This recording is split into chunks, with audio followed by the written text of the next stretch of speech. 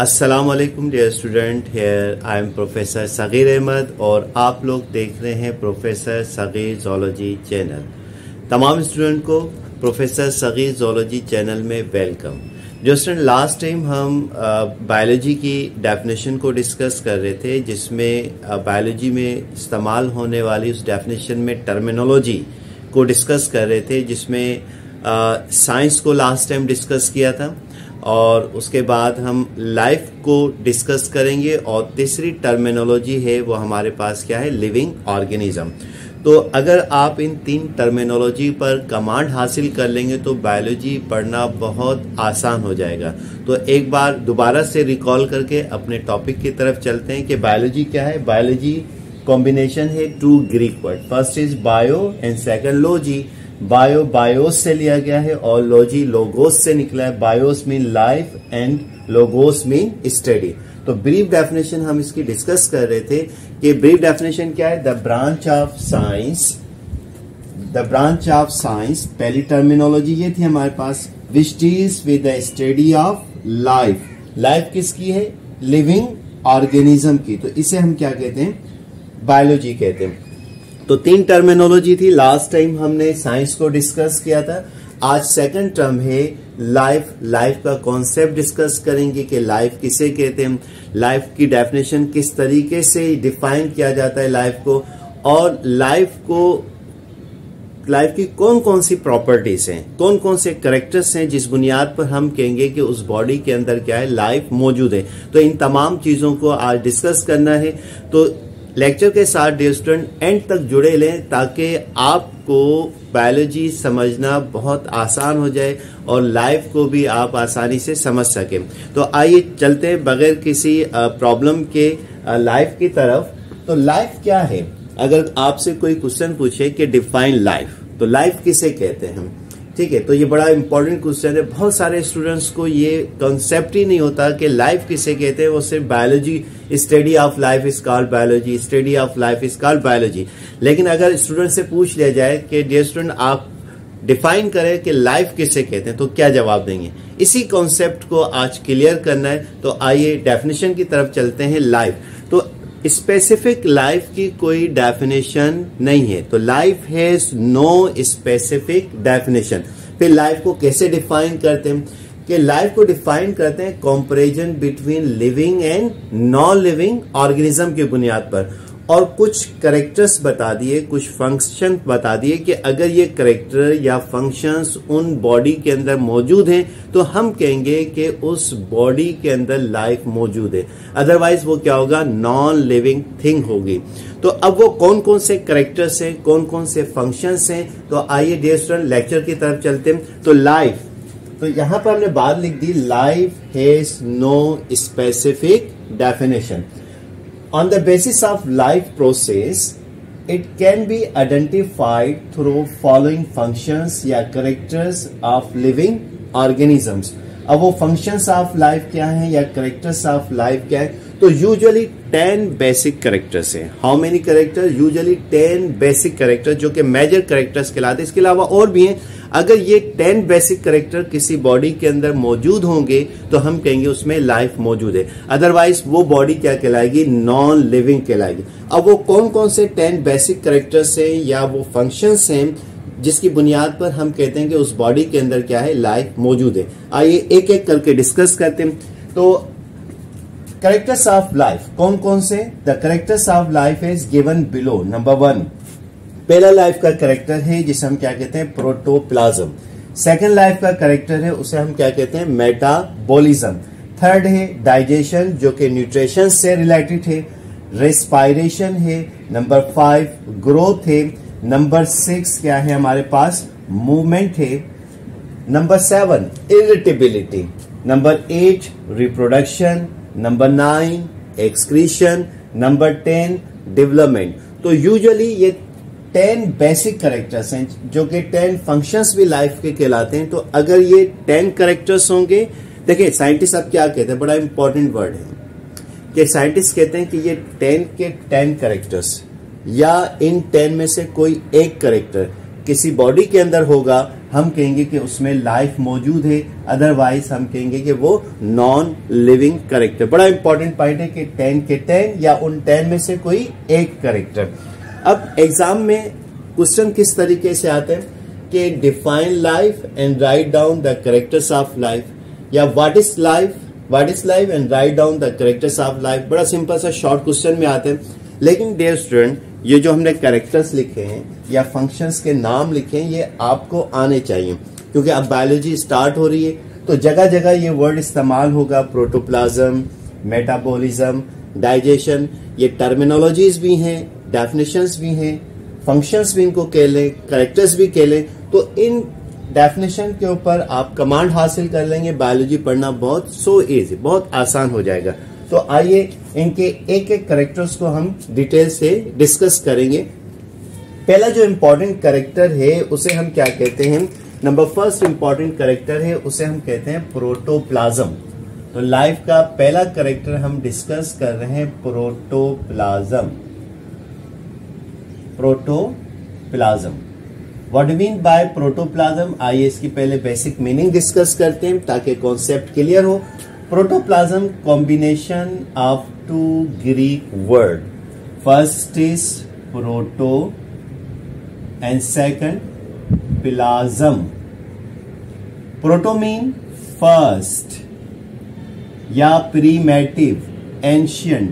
Plasm mean fluid, या इसको आप कह सकते हैं liquid, first liquid, primitive fluid. इसका भी कॉन्सेप्ट क्लियर करेंगे।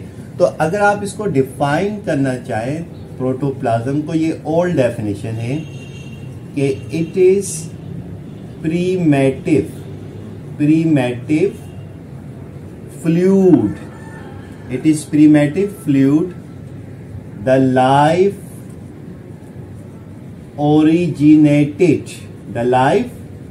originated from it। बहुत सिंपल सी डेफिनेशन है कि ये इब्तदाई दर्जे का क्या है, लिक्विड है, जिससे जिंदगी की इब्तिदा होती है। सेकंड जो मॉडर्न डेफिनेशन है प्रोटोप्लाज्म की, वो क्या है? वो हमारे पास है कि cytoplasm and nucleoplasm. Cytoplasm and nucleoplasm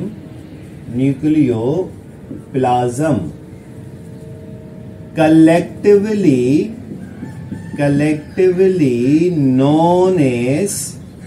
known as protoplasm, collectively known as protoplasm। तो ये दो डेफिनेशन है प्रोटोप्लाज्म की। जो मॉडर्न डेफिनेशन है उसको हम डिस्कस करेंगे, क्योंकि फर्स्ट जो डेफिनेशन है ये इवोल्यूशन से रिलेटेड है कि लाइफ किस तरीके से इवॉल्व हुई। तो इसको किसी दूसरे लेक्चर में अलग से मैं डिस्कस कर लूंगा। लेकिन असल में आपने ये जहन में रखना है कि जो मॉडर्न डेफिनेशन है cytoplasm and nucleoplasm collectively known as protoplasm. Let's suppose that कि ये हमारे पास क्या है, एक सेल है, ठीक है, और ये सेल का न्यूक्लियस है, ठीक है। सेल की usually outermost membrane animal cell की क्या कहलाती है, सेल मेम्ब्रेन कहलाती है, ठीक है। और न्यूक्लियस की जो आउटर मोस्ट मेम्ब्रेन है इसको हम क्या कहते हैं, न्यूक्लियर मेम्ब्रेन कहते हैं, न्यूक्लियर मेम्ब्रेन। अब सेल मेम्ब्रेन और न्यूक्लियर मेम्ब्रेन के दरमियान फ्लूइड पाया जाता है। इस फ्लूइड को हम कहते हैं साइटोप्लाज्म। क्या कहलाता है, साइटोप्लाज्म। और जो न्यूक्लियस के अंदर फ्लूइड पाया जाता है इस फ्लूइड को कहते हैं न्यूक्लियोप्लाज्म।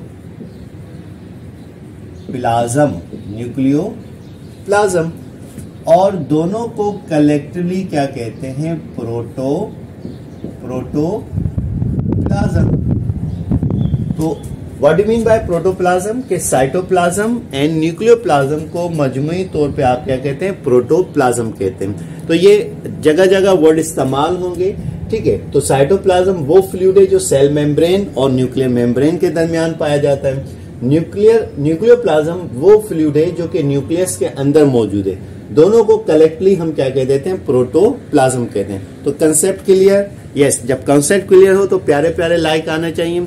आपके लाइक मेरे लिए एटीपी का काम करते हैं, और एटीपी क्या? एनर्जी है, तो मुझे एनर्जी मिलती है, ठीक है। तो प्यारे प्यारे लाइक भेज दीजिए, थम्स अप कर दीजिए। नेक्स्ट लाइफ का इंपॉर्टेंट कैरेक्टर है जिसे हम क्या कहते हैं? Metabolism. Protoplasm crystal clear? Yes, आइए नेक्स्ट हम डिस्कस करते हैं मेटाबॉलिज्म के what do mean by metabolism. जब तक स्क्रीनशॉट ले लें।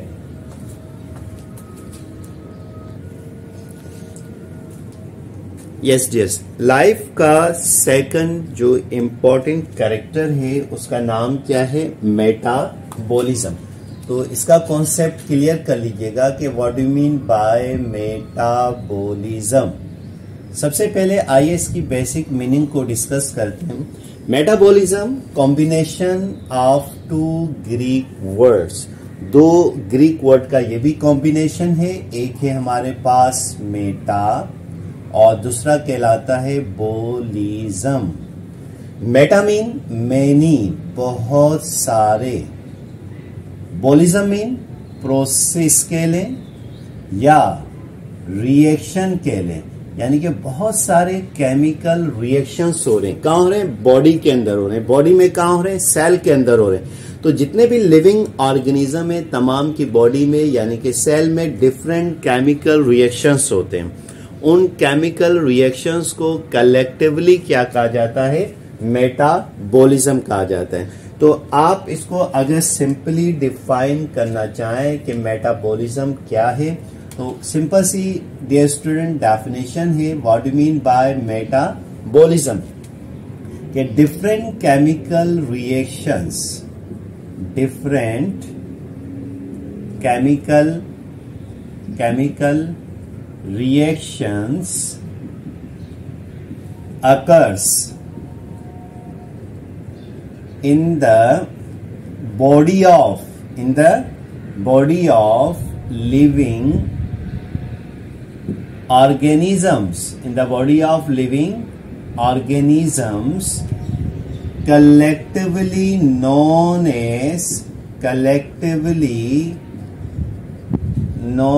as metabolism. तो उनको मजमूई तौर पे हम क्या कहते हैं? मेटाबॉलिज्म।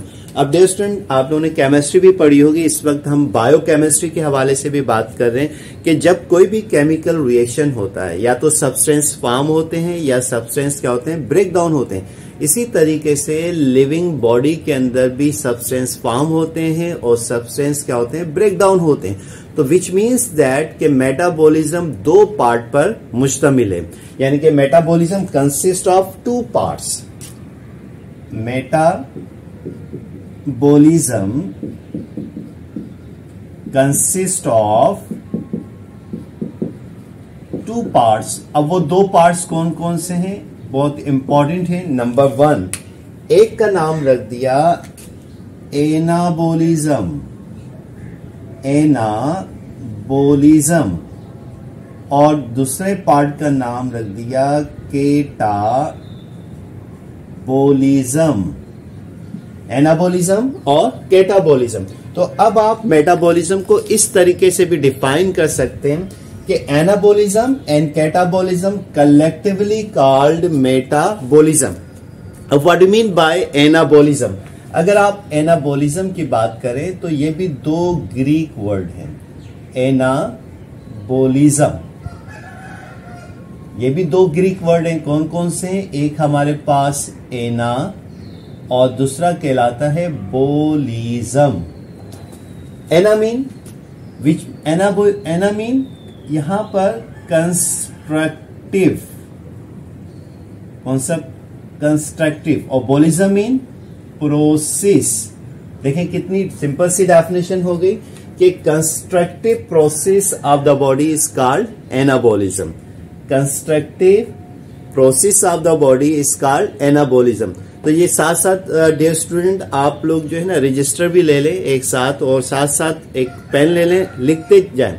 ये नहीं कि सुनने से ही बिल्कुल जहन में आ जाएगा, लेकिन जो सुने उसको आप लिख भी लें ताकि आपको इसका फायदा हासिल होगा। तो जितनी भी टर्मिनोलॉजीज हैं, डेफिनेशन हैं, उसके ऊपर आपको कमांड हासिल करनी है।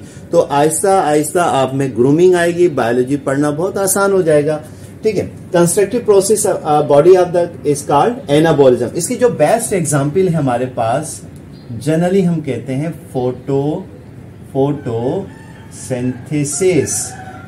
फोटोसिंथेसिस।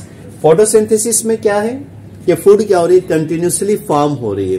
ठीक है, इसे आप क्या कहते हैं, एनाबॉलिज्म। सेकंड जो पार्ट है उसको कहते हैं कैटाबॉलिज्म। मैं कहां लिखूं, हाँ यहां पे लिख देता हूं,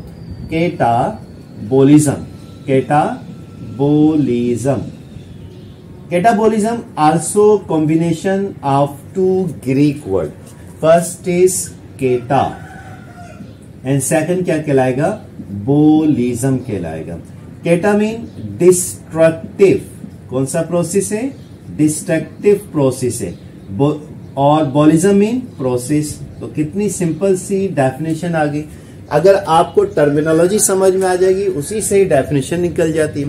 तो destructive process of the body is called catabolism. और कैटाबॉलिज्म की जो बेस्ट एग्जाम्पल है वो हमारे पास क्या है, रेस्पायरेशन है। रेस्पायरेशन, तो यहां पर फूड मुसलसल क्या होती है, कंटिन्यूसली ब्रेक डाउन होती है।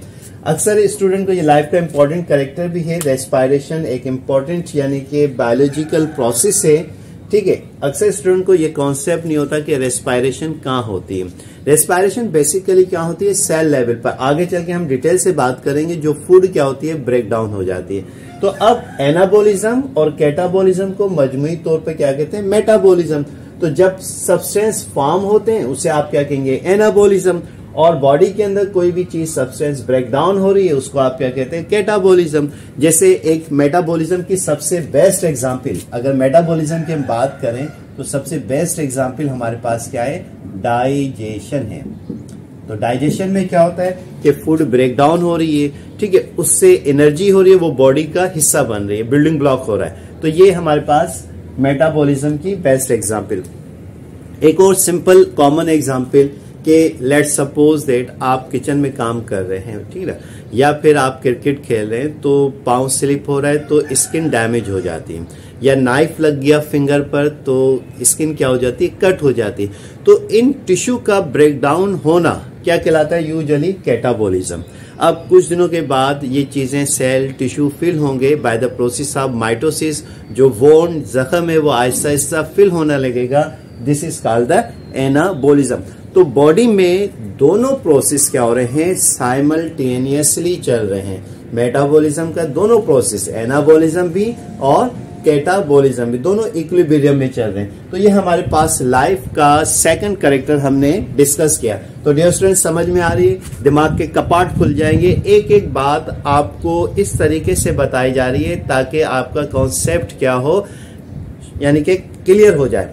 तो बिल्कुल बेसिक से लेकर चल रहे हैं। थर्ड टर्मिनोलॉजी है, थर्ड लाइफ का कैरेक्टर है जिसे आप क्या कहते हैं, डाइजेशन कहते हैं। तो आइए थर्ड टर्मिनोलॉजी को हम डिस्कस करते हैं, डाइजेशन। तो इसका स्क्रीनशॉट ले लीजिएगा तब तक से। नेक्स्ट,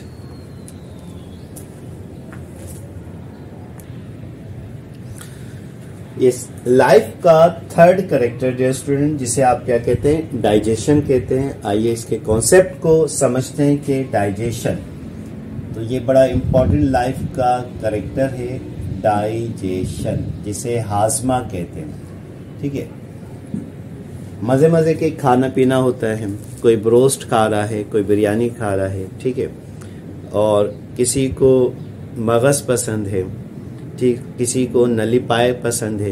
तो ये बेसिकली क्या हो रहा है, डाइजेस्ट हो रहा है। अभी इसी से कॉन्सेप्ट हम लेके चलेंगे। पहले आइए डेफिनेशन की तरफ कि डाइजेशन क्या है। डाइजेशन में होता क्या है कि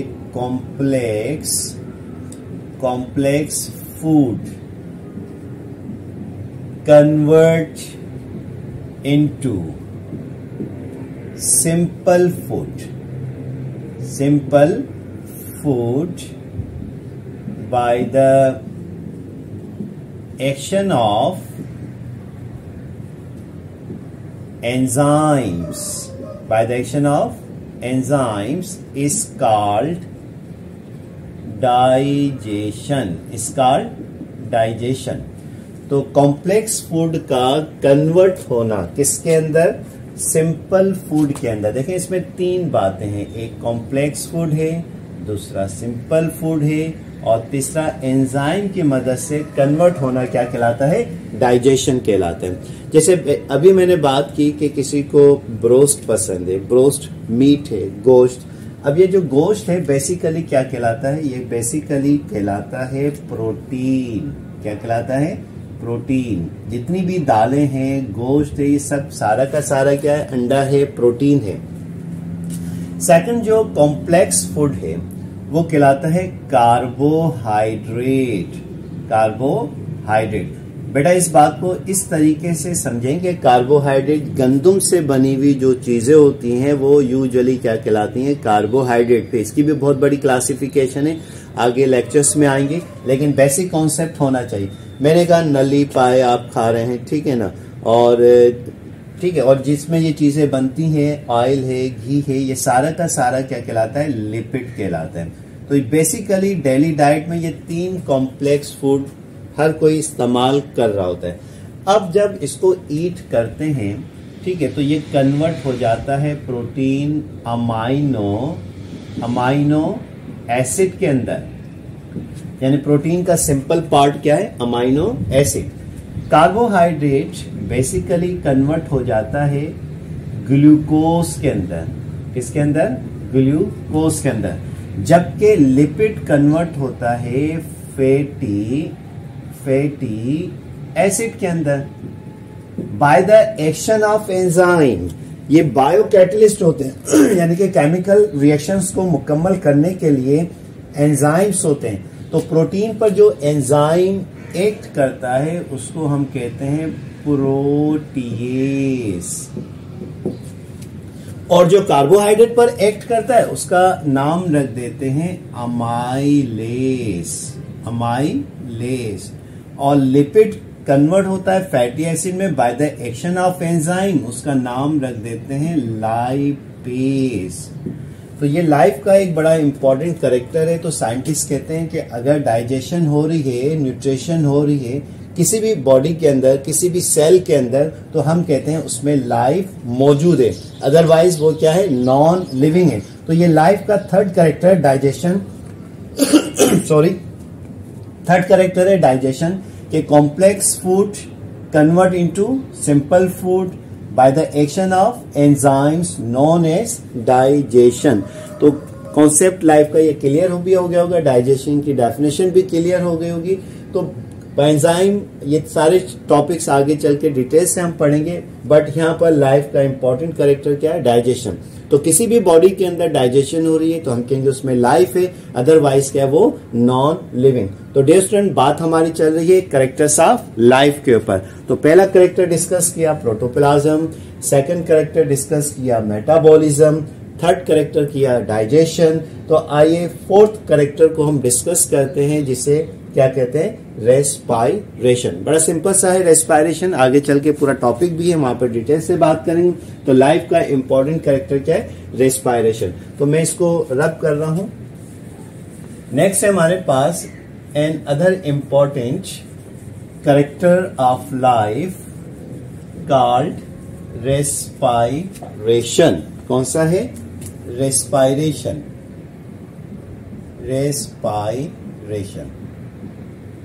बहुत सिंपल सी डेफिनेशन है।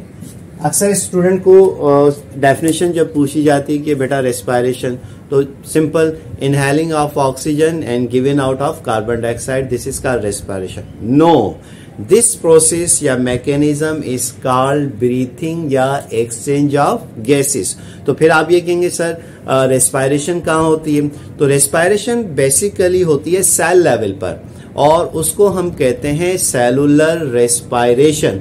स्टूडेंट ये भी कहते हैं रेस्पायरेशन कौन है, lungs. No, lungs are not a these are the respiratory organs. और रेस्पायरेशन का प्रोसेस बॉडी में सेल में जाकर क्या होता है, कंप्लीट होता है। तो आइए डेफिनेशन की मदद से इसको समझते हैं कि इनटेक या inhaling of oxygen, inhaling of oxygen and liberating of carbon dioxide resulting food breakdown and energy produce is called respiration. The overall process occur in a cell level, so respiration also called cellular respiration. और ये सारा process कहाँ हो रहा है? Cell में भी कहाँ हो रहा है? साइटोप्लाज्म में भी कहाँ हो रहा है? उसमें जो मौजूद ऑर्गेनेल माइटोकॉन्ड्रिया है वहां पर फूड जाकर ब्रेक डाउन हो जाते हैं और एनर्जी प्रोड्यूस होती है। यही वजह है कि माइटोकॉन्ड्रिया को कहते हैं powerhouse of the cell. तो ये आपके पास लाइफ का इंपॉर्टेंट कैरेक्टर। अगर ये कैरेक्टर किसी बॉडी के अंदर है तो हम कहेंगे उसमें लाइफ मौजूद है, अदरवाइज वो क्या है? नॉन लिविंग ऑर्गेनिज्म है। तो क्लियर हो रहा है? Crystal clear. आगे चलें, बोर तो नहीं हो रहे बच्चों? यस। नेक्स्ट है लाइफ का, ठीक है, बोर होना भी नहीं चाहिए। आपके सर इतनी मेहनत से एक एक पॉइंट को डिटेल से डिस्कस कर रहे हैं, ठीक है। नेक्स्ट जो लाइफ का कैरेक्टर है वो है ग्रोथ। तो आइए ग्रोथ को हम डिस्कस करते हैं। बहुत इंपॉर्टेंट कैरेक्टर है लाइफ का growth. What do mean bye growth? बहुत सिंपल सी डेफिनेशन है ग्रोथ की कि increasing in the number of cell, increasing in the number of cell, size and weight of the body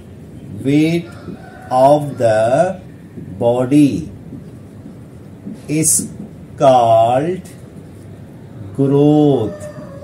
ये ग्रोथ की simple definition है।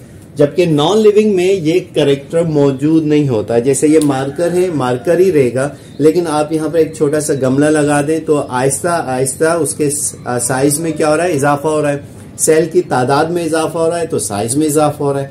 जब size में इजाफा हो तो उसके वेट और वॉल्यूम में भी इजाफा हो रहा है। तो इस फेनोमिनन का नाम क्या रख दिया? ग्रोथ रख दिया। तो अगर ये कैरेक्टर किसी बॉडी में है तो हम कहेंगे कि उसमें लाइफ मौजूद है, अदरवाइज वो नॉन लिविंग ऑर्गेनिज्म है। तो डियर स्टूडेंट, आज का लेक्चर यहीं पर खत्म करते हैं। नेक्स्ट क्लास में मूवमेंट से लेकर डेवलपमेंट तक लाइफ के कैरेक्टर्स को हम डिस्कस करेंगे। अगर कोई बात आपको समझ में नहीं आ रही तो कमेंट सेक्शन में लिख दीजिएगा, उसका रिप्लाई आपको दे दिया जाएगा।